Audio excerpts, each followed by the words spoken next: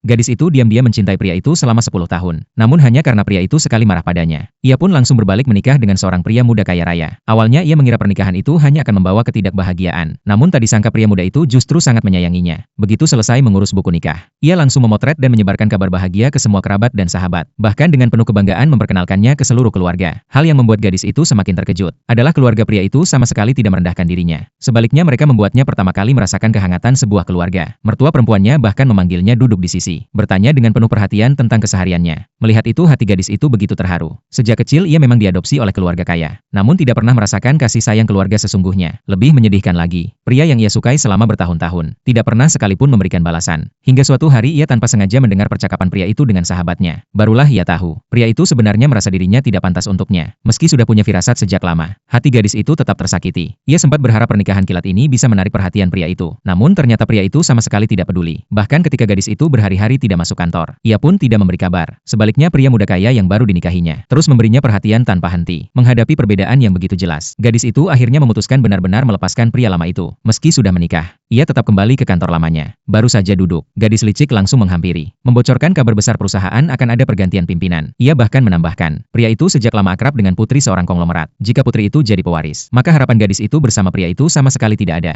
Namun gadis itu tidak menanggapi. Ia hanya berdiri dan melangkah menuju ruang kerja pria itu. Dalam hati masih tersisa sedikit harapan bahwa pria itu setidaknya akan peduli padanya. Namun yang menyambutnya hanyalah teguran dingin. Kali ini gadis itu tidak lagi menahan diri. Dengan tenang ia mengatakan dirinya sudah menikah. Pria itu tertegun tidak percaya. Hingga gadis itu mengulanginya lagi. Barulah ia menerima kenyataan. Pria itu kemudian menyebutkan, karena gadis itu pernah berselisih dengan rekan kerja, maka ia bisa langsung keluar dari perusahaan. Tak disangka gadis itu menjawab tegas bahwa ia akan tetap menyelesaikan serah terima pekerjaan sebelum resmi keluar. Melihat sikapnya yang keras, pria itu marah besar, memintanya segera mengurus surat pengunduran diri, bahkan mengancam jika keluar maka jangan pernah kembali. Namun hal yang tidak ia duga, gadis itu langsung menjawab, ia siap segera membereskan barang-barangnya. Tapi karena bagian personalia sudah tutup, ia meminta pria itu sendiri yang langsung menghubungi mereka sekarang juga, lalu berbalik pergi. Pria itu panik segera mengejarnya sampai pintu, bertanya kapan ia akan mengadakan resepsi pernikahan. Katanya ia akan datang memberi hadiah. Namun gadis itu hanya menjawab datar, tidak akan ada pesta pernikahan, lalu menghilang begitu saja dari hadapan pria itu.